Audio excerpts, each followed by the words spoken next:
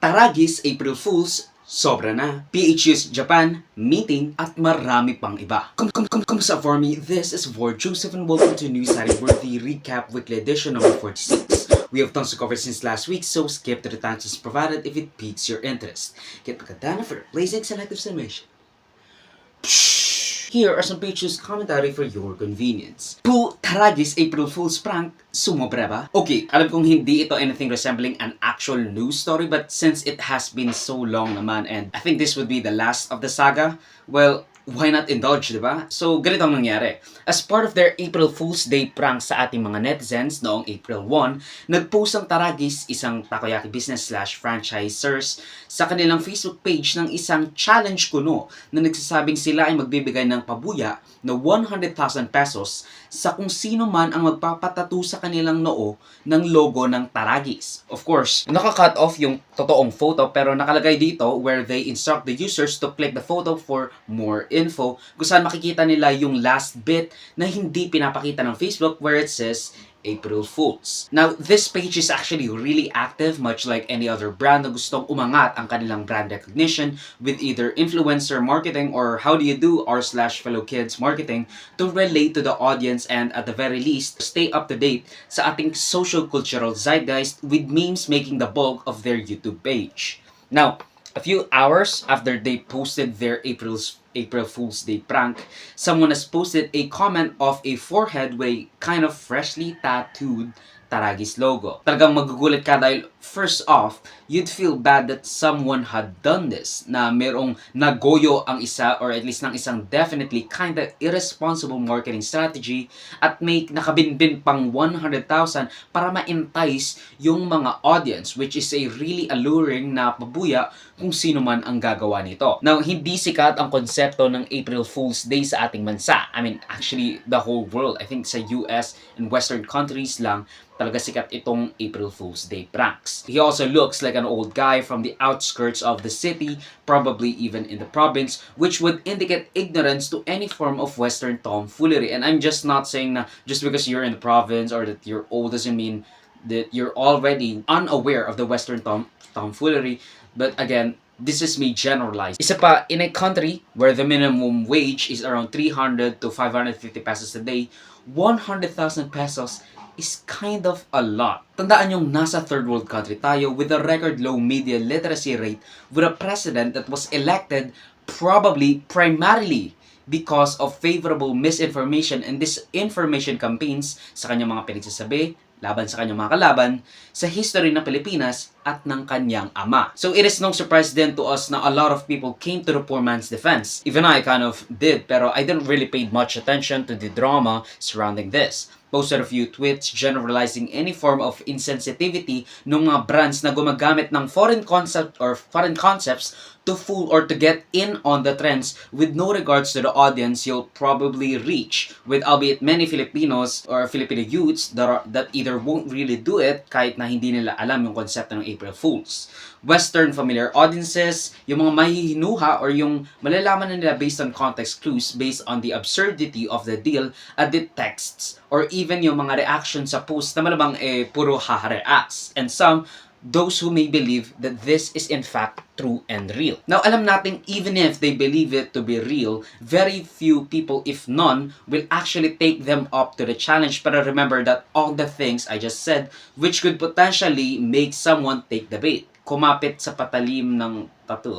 Pero again, we live in a country kung saan ang daily minimum wage ranges to only a few hundred pesos per day. Hindi pa nga per hour, pero per day. Second, he looked like a boomer. Third, the concept of April Fools is not popular in the Philippines. And a lot of people agree. Taragis is a kind of in the wrong here, at least yun yung consensus. Naglagay sila ng isang joke post na naglagay sila ng joke post na nagbinbin ng 100,000 pesos for laughs without considering o tinatansya kung paano nga ba ma-interpret ng masa and most importantly, the most vulnerable people. Kasi nga again, personally, I will never do that and a lot of Filipino people, maybe even the poorest of the poor won't, pero it takes just one person to be fooled, isang taong maloko, until it becomes a disaster. And yun yung gusto nating iwasan. Sabi nga ni Joseph Stalin, the death of one man is a tragedy, which means now, kahit pag isang tao ang nagoyo, it's sad.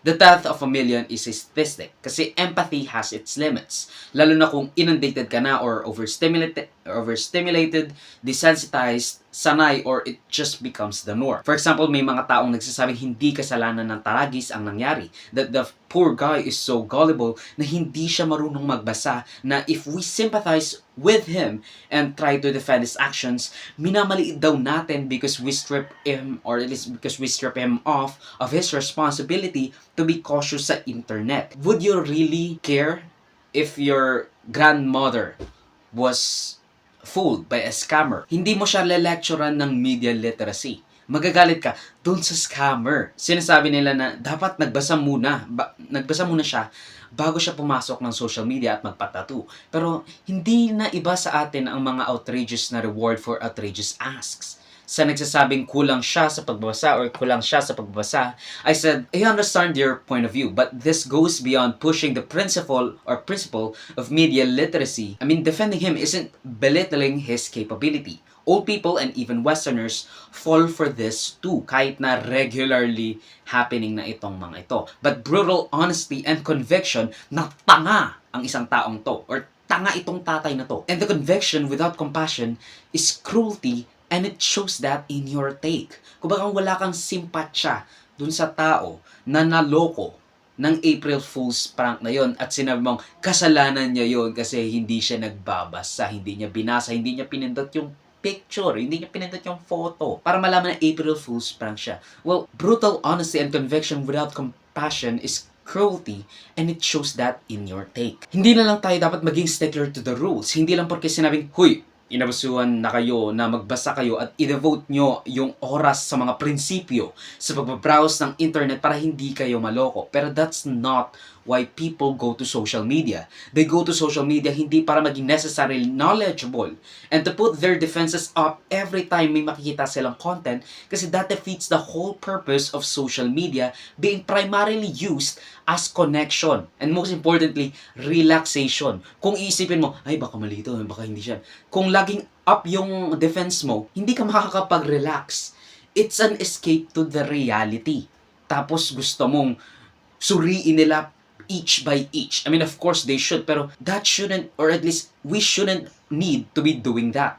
The same way you don't make fun of a person for not being the most proficient in technology because hindi sila nakatambay lang sa social media na palagawa ng post, hindi sila exposed sa social media, you don't blame the person for not being in on the jokes for April Fools. Kasi again, it's a foreign alien concept. There's heaps of disconnect between the culture you and they grew up aware or accustomed in. It's an alien concept, and it isn't the wisest decision to tattoo a brand logo on your forehead, but so is dangling 100,000 pesos to the mass, or at least to the masses of a country where the daily minimum wage is around 300 to 500 pesos a day. Meron pa ka nagtatrabaho for less. Sure, teach and preach media literacy, but also be empathetic to the plights of the people. It doesn't help na in an interview, sinabi ng nagpatattoo na ang dahilan ng kanyang pagpapatattoo ay dahil sa kanyang anak na may Down syndrome, which of course made the outrage even ragier outside. Kasi it's kind of isang kahig, isang tuka, normal situation at kapit sa patalim move of a supposedly loving father. Ba't mo kuya, ba't mo naisipan ano bang gagawin mo sa pera dapat? Ano yan para sa bunso kong anak, at saka sa yung pang-tuition ng anak ko. Pang-tuition. Service ng anak ng bunso. Down syndrome. May Down May Down syndrome syndrome. kasi yung anak eh. Ilang taon na yung anak mo? 16 na siya ngayon, nung March yung birthday niya, 11. March 11. Kaya birthday lang din halos. Marami mga personalities at brands na nag-offer na bigyan si tatay ng pera at magpapatanggal ng tattoo free of charge, but that doesn't, or at least that doesn't negate the point that they should be careful. Matapos mag-cave in ang takoyaki store at bigyan ng 100,000 pesos si tatay, they dropped a bombshell a few days later. Inamin nilang peke, or at least pineke nila yung forehead tattoo stunt, which honestly is a dick move, not even a good publicity move, kahit na naniniwala kang every publicity is good publicity. Kasi sa social media, napaka-sympathetic or napaka-unsympathetic nila kay Tatang. Kung sinabi na, reading comprehension is a must. Kung parang tinututsa nyo pa yung tao with the public none the wiser na organize itong pagpapatattoo ni Tatang ng logo nyo. Pwede sana kung hindi na nila pinahaba yung istorya na nirefuse agad nila na kausapin si Tatang. That's not commitment to the bit.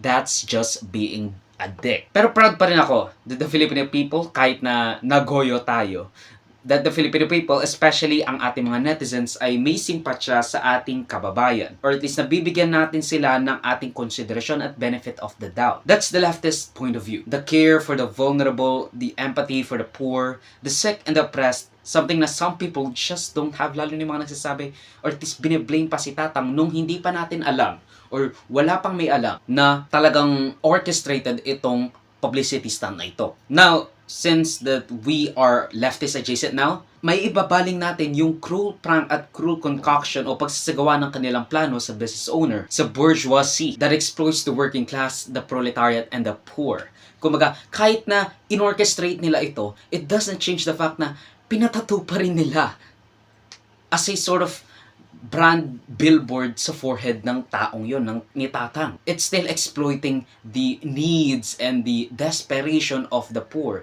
Yung pagkapit sa patalim ng mga mahihirap nating kababayan.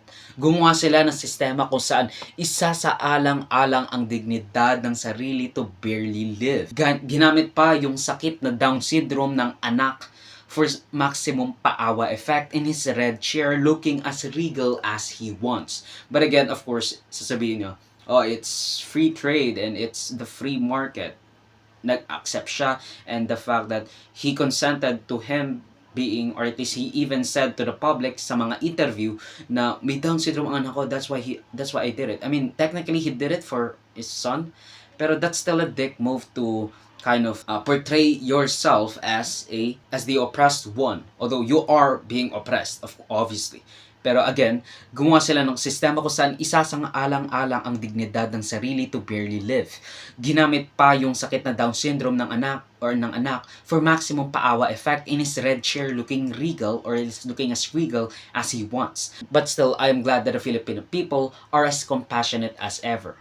And that's the main takeaway of this video. Here are some more page news for your convenience. Trilateral meeting, Philippines, USA, and Japan. Nagpulong ang mga lider ng bansang Pilipinas, Estados Unidos ng Amerika at Japan para sa kauna-unahang meeting ng tatlong bansa na naglalayong paigtingin ang economic at defensive cooperation ng tatlong bansa laban sa mga banta sa kaguluhan sa Indo-Pacific region. Ang Pilipinas at Japan ay nasa first island chain na nagsisilbing kaalyansa ng United States laban sa kahit anong agresibong aksyon ng kahit anong bansa laban sa ating mga kakampi, which is Taiwan and China, if you're wondering.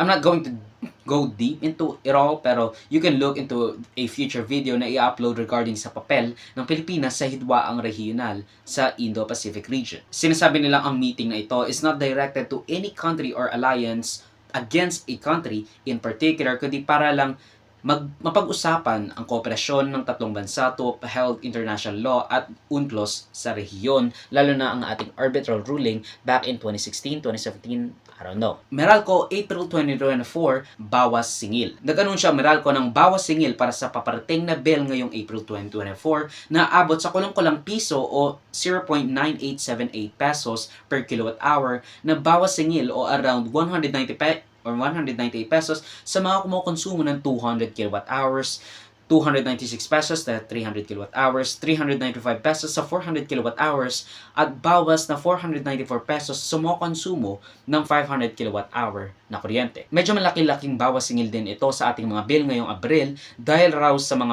bababang generation at transmission charges, kaso malamang sa malamang tataas ulit yan dahil sa summer season at El Nino bukod sa dagdag na demand ng kuryente. Well, talagang mas mahal ang pag-generate ng kuryente. And again, the transmission kasi nga maraming loss na mangyayari. LGU sa NCR, alas 7 na. Inaprubahan na ang minimungkahing i-move ang oras ng operating hours ng ating mga LGU sa Metro Manila. Ito'y pinasinayahan na ng MMC as the MMDA Resolution number 24-08 na nagre-require na baguhin ang operating working hours ng mga lokal at pamahalaan sa NCR from 8 AM to 5 PM to 7 AM to 4 PM p.m. Sinasabing makakatulong raw ito sa daloy ng traffic sa Pilipinas lalo na't inaalis na raw sa rush hour ang pasukan at uwian ng mga empleyado ng mga lokal na pamahalaan sa Metro Manila. Pero remember, marami sa ating mga estudyante ang umaalis ng bahay before 6 a.m. Kaya medyo alanganin pa rin kung talagang makakapekto ito as much na kailangan pang baguhin or at least yung hassle para lang baguhin ang oras ng ating mga operating hours. I mean, the shift of the mood would just change. Jeepney strike laban sa PUV Consolidation Program. We've come full circle. Nandito na naman tayo sa crossroads ng mga wishy-washy na pahayag at mga pangakong hindi maipatutupad. Maalalang noong Pebrero, bumigay sa mga hinaing ng ating mga tsipero si President Bongbong Marcos Jr. na ipagpaliban muna ang deadline again na nakaamba noong Pebrero, which was also probably January, December, September, June last year, and paulit-ulit na siya, I think, since the last administration. Sinasabi ni President Marcos na wala talagang extension na magaganap ukol sa PUV Consolidation Program. Sa kahuli-hulihan ay asahan ninyo, wala na pong extension yung modernization.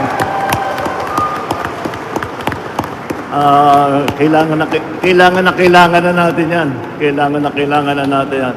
Ayusin.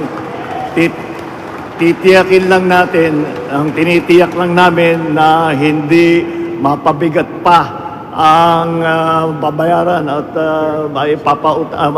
iutang ng driver operator. Kaya ginagawa nating maayos at ginagawa nating well-organized yung sistema na yan. Kaya nag-organisa ang Manibela at Piston na grupo ng 2 araw na tigil pasada o jeepney driver strike simula Lunes, April 15. If you wanna learn more about it, I have lots of videos para dito and will upload the POV modernization program as a standalone video probably at the end of April kung saan talagang yun na kasi yung sinasabi nilang last deadline, last promise, wala na kaming ibahin pa. Pero again, we are not sure about that. Sinasabing 25,000 o 25,000 tsuper ang makikilahok sa jeepney strike na inorganisa or at least na inorganisa sa Kalakang, Maynila. Ipinoprotestan nila ang mandatong konsolidasyon para sa isang kooperatiba sa isang ruta ng mga jeep. New Bataan, Davao de Oro, 5.3 magnitude earthquake. Niyanig ng 5.3 magnitude na lindol ang New Bataan, Davao de Oro sa Mindanao noong kinaumagahan ng April 11 na nag-cause ng massive panic at mass evacuation dahil sa lakas ng pagyanig. Ang epicenter ng nasabing lindol noong April 11 ay nasa 4.1 km southwest of New Bataan, Davao de Oro at may lalim na 8 kilometro ayon sa Department of Science and Technology, FIVOX. Ngunit of course, wala namang casualties both people-wise at infrastructure-wise.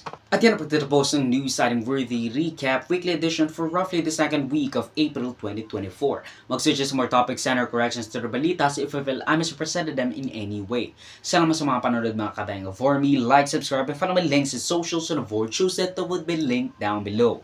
Sa susunod bali, paalam.